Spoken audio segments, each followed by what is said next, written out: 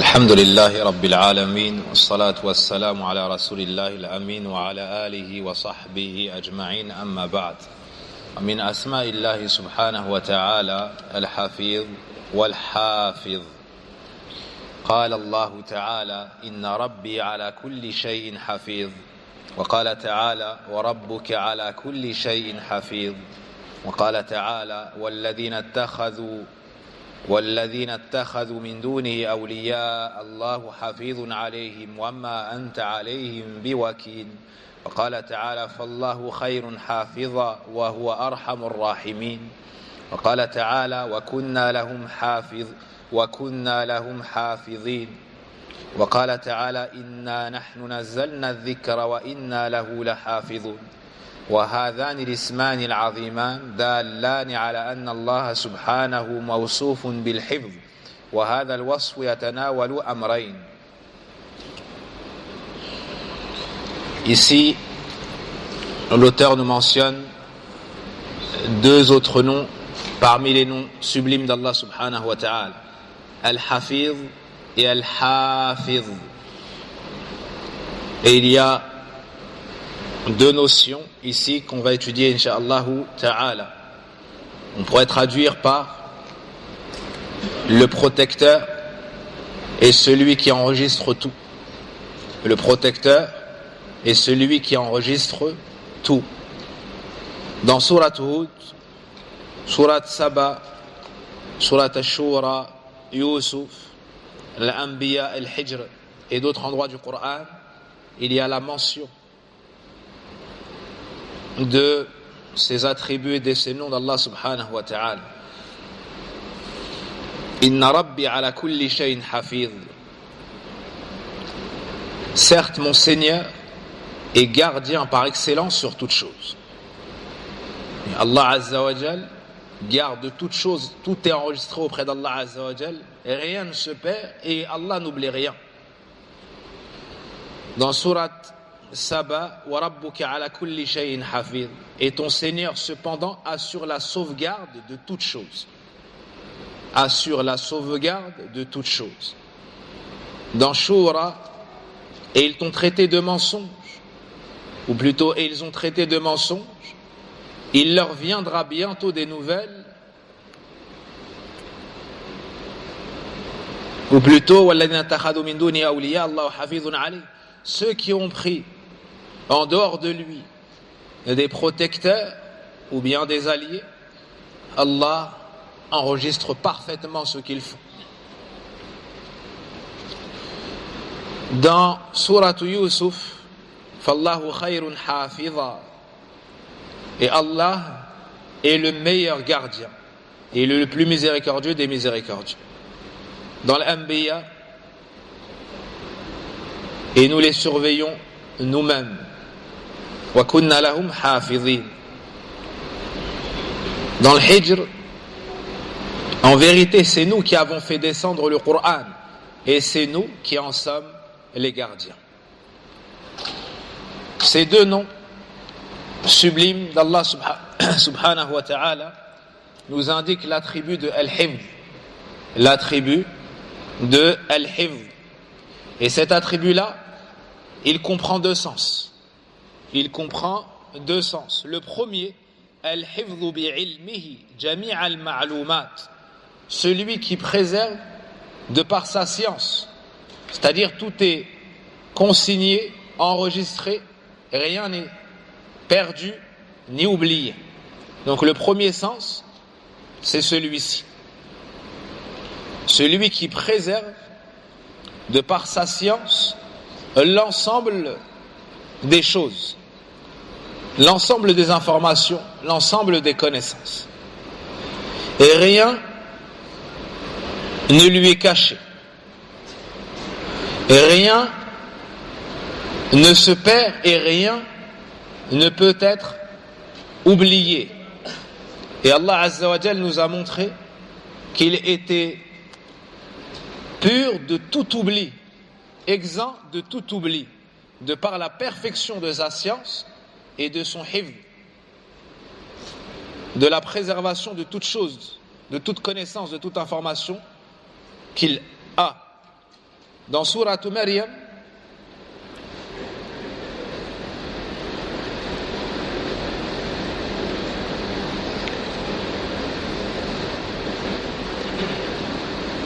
ton Seigneur n'oublie rien. Wa ma kana rabbuka nasiya. Dans Sourate Taha, la connaissance de leur sort est auprès de mon Seigneur. Dans un livre, mon Seigneur ne commet ni erreur ni oubli. Et dans Sourate Al-Mujadilah, Allah a dénombré et ils l'auront oublié. Donc tous ces textes nous montrent quoi? Qu'Allah subhanahu wa ta'ala, de par la perfection de sa science et de son hifz, rien ne se perd auprès de lui, rien n'est oublié, rien n'est ignoré.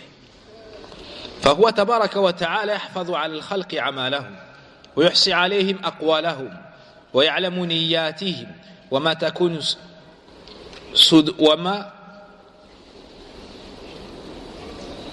صدورهم. Allah tabaraka wa ta'ala préserve pour ses serviteurs leurs actions. Et tout est consigné, tout est enregistré. Il dénombre et embrasse de sa science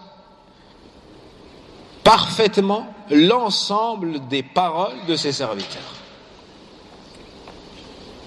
Il connaît leurs intentions et ce qui se trouve dans leur poitrine. ولا تغيب عنه غائبة ولا تخفى عليه خافية وكتب ذلك في اللوح المحفوظ. Et rien ne peut s'échapper d'Allah, rien ne peut se perdre, rien ne peut lui être caché. Et tout cela a été consigné dans les tablettes préservées. Et ce dans quoi on a écrit tout ce qui sera jusqu'au jour dernier. Et dans Souratul Qamar,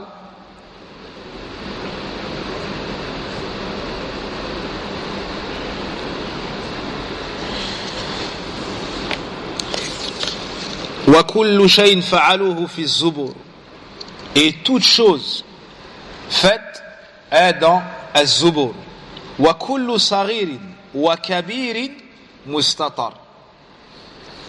Lorsqu'Allah Azza wa Jalla a créé, ou plutôt Allah Azza wa Jalla, lorsqu'Allah a créé la plume, il lui a dit écris. Elle a dit que dois-je écrire? Il lui a dit écris tout ce qui sera jusqu'au jour dernier. Écris tout ce qui sera jusqu'au jour dernier. Et tout ce qu'ils ont fait est mentionné dans les registres. Et tout fait petit et grand est consigné. ووكل سبحانه ملائكة كراما كاتبين يحفظون على العباد أعمالهم.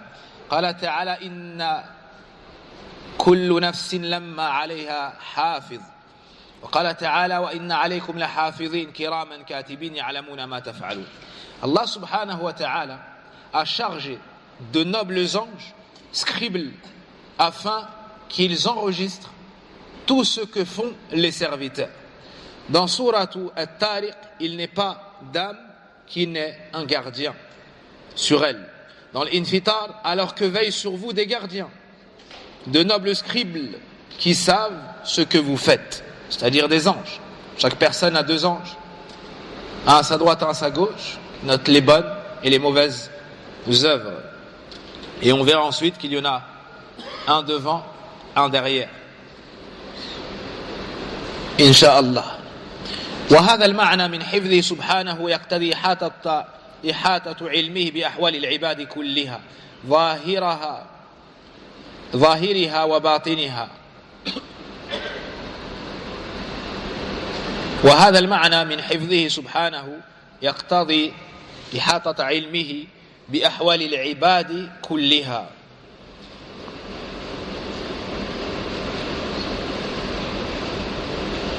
ظاهرها وباطنها وسرها وعلنها.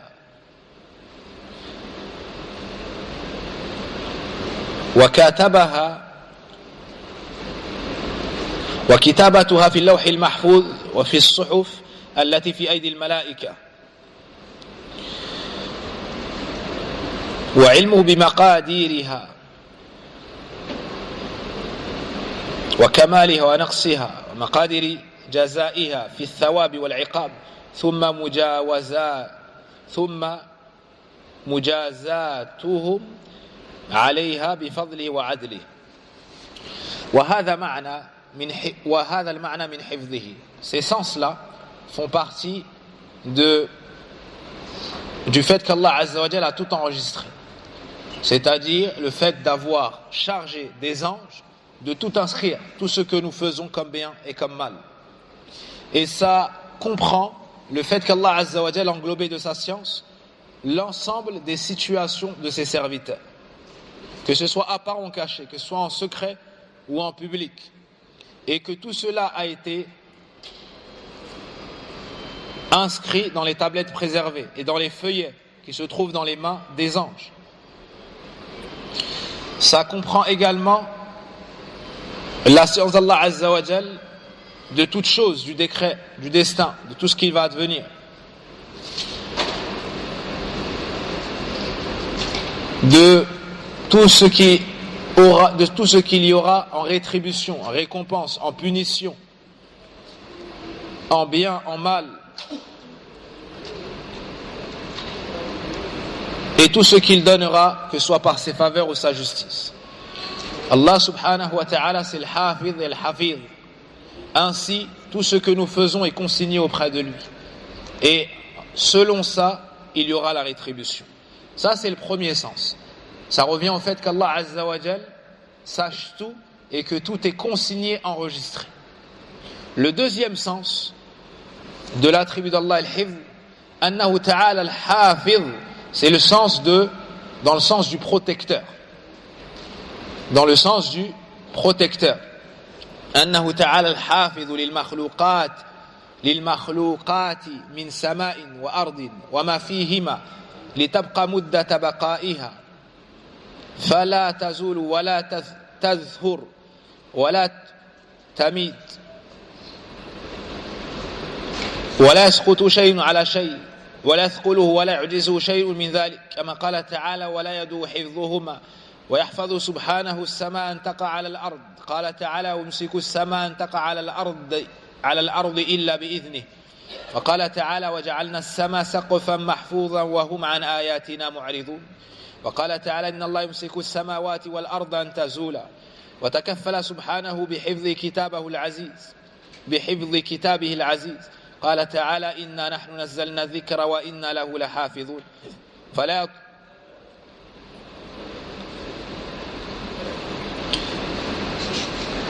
Le deuxième sens, c'est qu'Allah subhanahu wa ta'ala préserve l'ensemble de ses créatures, comme ciel, comme terre, et ce qui se trouve dedans, afin qu'elle puisse rester le temps qui lui a été apparti. Elle ne disparaît pas, elle ne tombe pas, rien ne tombe sur une autre chose.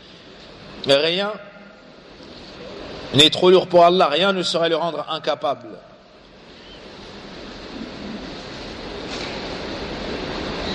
Et dans Surat al-Baqarah, la garde de cela ne lui coûte aucune peine. Allah subhanahu wa ta'ala préserve le ciel afin qu'il ne s'écroule pas sur la terre. Dans Surat al-Hajj, il retient le ciel de tomber sur la terre. Dans Surat al-Anbiya, et nous avons fait du ciel un toit protégé. Et cependant, il se détourne de ses merveilles.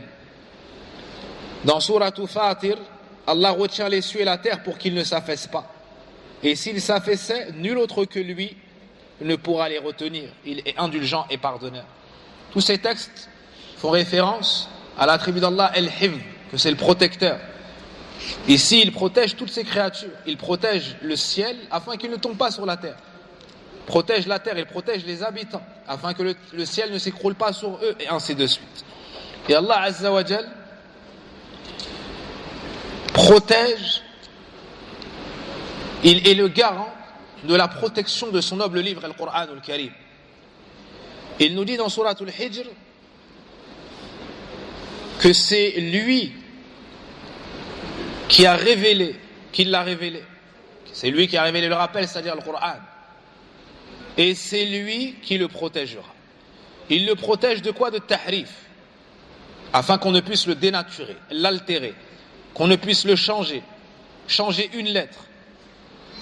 Malgré tout le temps qu'il y a eu entre la révélation du Coran et notre époque, le Coran n'a pas changé.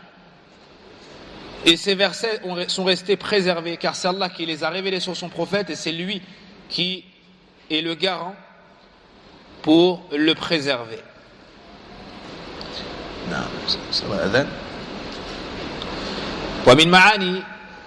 ومن معاني هذا الاسم أنه سبحانه الحفيظ لعباده من جميع ما يكرهون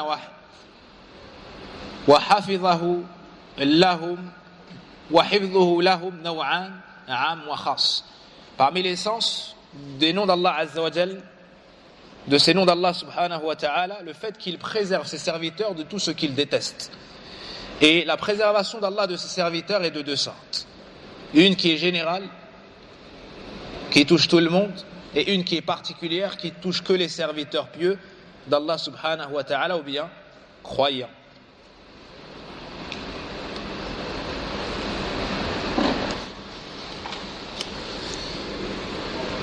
Donc Allah subhanahu wa ta'ala préserve ses serviteurs de ce qu'ils détestent, et cette préservation est de deux sortes. Il y a la préservation, la protection générale. فَالْعَمْ حِفْظُهُ لَهُ بِتَيْسِيرِهِ لَهُمُ الطَّعَامَ وَالشَّرَابَ وَالْهَوَاءَ وَهِدَايَتُهُمْ إِلَى مَصَالِحِهِمْ وَإِلَى مَا قَدَّرَ لَهُمْ وَقَضَى لَهُمْ مِنْ ضَرُورَاتِ وَحَاجَاتٍ وهي الهداية العامة التي قال عنها سبحانه الذي أعطى كل شيء خلقه ثم هدى فحفظهم بدفع أصناف المكاره والمضار والشرور عنهم وهذا الحفظ يشترك فيه البر والفاجر بل الحيوانات وغيرها وقد وكل بني آدم ملائكة يحفظون وقد وكل ببني آدم ملائكة يحفظونهم بأمر الله كما قال سبحانه له معقبات من بين يديه ومن خلفه يحفظونه من أمر الله أي يدفعون عنه بأمر الله كل ما يضره مما هو يسدد أو بسدد أن يضره لولا حفظ الله. Donc Allah subhanahu wa ta'ala protège ses serviteurs. Le premier point, c'est une protection générale. Il les protège, il les préserve en leur facilitant leur nourriture, leur boisson, l'air pour respirer. Il les guide ce vers quoi il y a leur utilité. Et il décrète pour eux ce dont ils ont besoin. Et c'est ce qu'on appelle la guidée générale. C'est ce qu'on appelle la guidée générale. Dans Surat Taha, notre Seigneur est celui qui a donné chaque chose, ou à chaque chose sa propre nature, puis la diriger. Donc ça, c'est une guidée générale pour tout le monde. Le fait de se diriger, ce vers quoi il y a notre utilité. Tout comme on a dirigé le bébé à prendre le sein de la mère. Il les préserve aussi en repoussant d'eux les choses nuisibles, les mauvaises choses. Et cette protection, elle est générale. Allah l'accorde aux pieux comme à l'égaré, aux bons comme aux mauvais. Plus encore, il l'accorde même aux animaux et autres créatures. Allah Azza wa Jalla a même chargé les anges il a même chargé des anges pour préserver les humains, les fils de Adam, comme on le trouve dans Surat Ar-Ra'd. Il apparaît devant lui et derrière lui des anges qui se relaient et qui veillent sur lui par ordre d'Allah. Donc on voit que la seule personne a 4 anges au minimum avec elle. Et ces anges-là, ces 2 anges-là, sont autres. Les anges qui sont devant lui et derrière lui sont autres que les anges qui sont à sa droite et à sa gauche, qui préservent ses œuvres. Ceux-là, ils le préservent de l'ordre d'Allah, c'est-à-dire qu'ils repoussent de lui le mal, et une fois que le décret vient, ils laissent se produire le décret sur ce serviteur-là.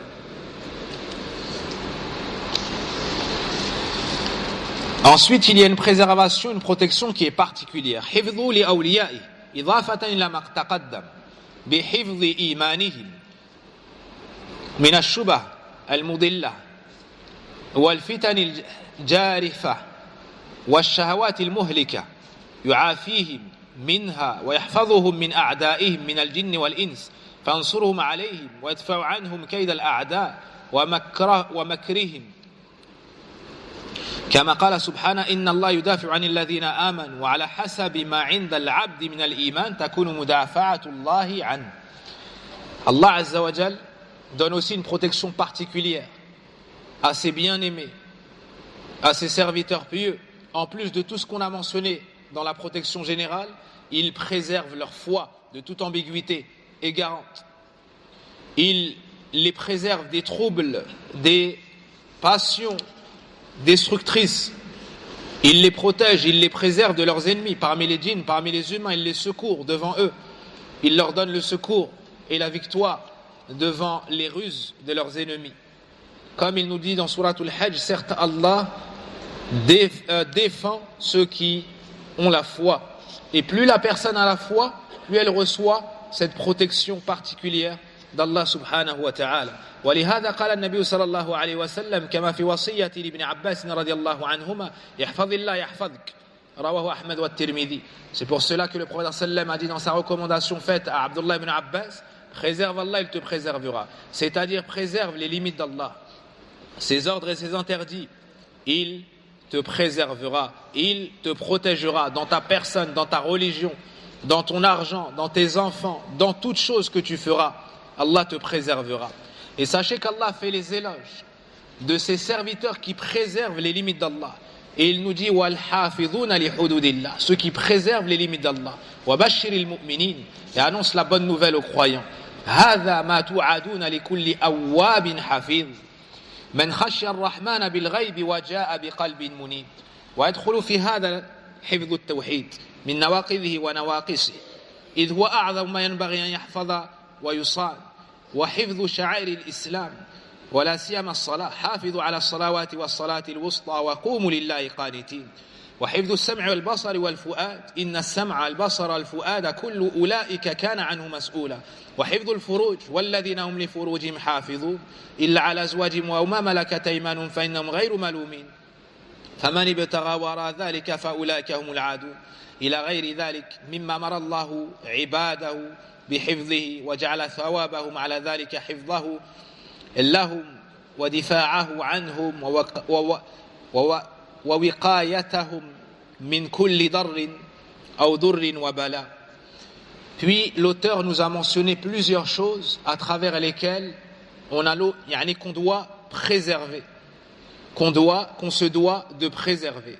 Dans Surat Qaf, voici ce qui vous a été promis à tout homme plein de repentir et qui préserve, c'est-à-dire les prescriptions divines. Et la chose la plus importante à préserver, c'est le tawhid. C'est l'unicité d'Allah, on doit la préserver du shirk, ce qu'il annule, ou du shirk qu'il diminue. Le tawhid. C'est la chose la plus importante à préserver, c'est la base de l'islam. On doit également préserver la salat, car Allah Azza wa Jal nous dit de préserver la prière et la prière médiane. On doit également préserver la vue, l'ouïe et le cœur, car Allah nous dit que l'ouïe, la vue et le cœur, sur tout cela on sera interrogé. On doit préserver les parties intimes, car Allah a fait les éloges de ceux qui préservent leurs parties intimes, sauf de leurs épouses, jusqu'à la fin du verset. Et d'autres choses encore que nous devons de préserver. Plus la personne préserve ce qu'Allah lui a ordonné de préserver et les protège cela, plus Allah la protège et la préserve. Et personne ne peut préserver le serviteur dans sa religion et dans sa personne si ce n'est Allah subhanahu wa ta'ala. Fallahu khayrun hafidha wa huwa arhamur rahimin. Et Allah est le meilleur protecteur et c'est le plus miséricordieux des miséricordieux. Ainsi, nous devons de nous diriger vers Allah subhanahu wa ta'ala avec un dua en mentionnant ces noms d'Allah, Al-Hafiz et Al-Hafiz, afin qu'il nous préserve. Et dans le hadith, Allahumma inni as'aluka al-afiyata fi dunya wal-akhirah. Allahumma inni as'aluka al-afwa wal-afiya fi dini wa dunyai wa ahli wa mali. Allahumma astur awrati wa amin rawati اللهم احفظني من بين يدي ومن خلفي وعن يميني وعن شمالي ومن فوقي، وأعوذ بك بعظمتك أن أغتال من تحتي. والله أعلم. وصل اللهم وبارك على نبينا محمد وعلى آله وصحبه أجمعين. سبحانك اللهم وبحمدك، أشهد أن لا إله إلا أنت، أستغفرك وأتوب إليك، والحمد لله رب العالمين.